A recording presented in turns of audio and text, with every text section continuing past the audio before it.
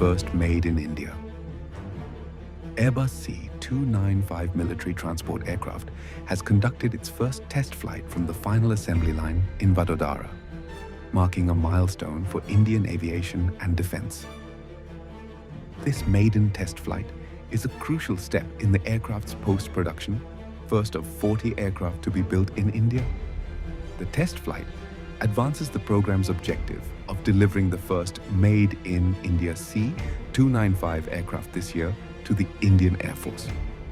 A game changer in the government of India's Make in India vision, the C295 India program is the first instance of a military aircraft being manufactured in India by the private sector.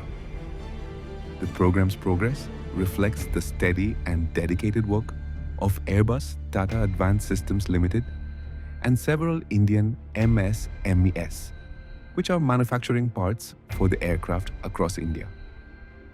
We thank the Indian Air Force, Ministry of Defense and Government of India for their unwavering trust in us.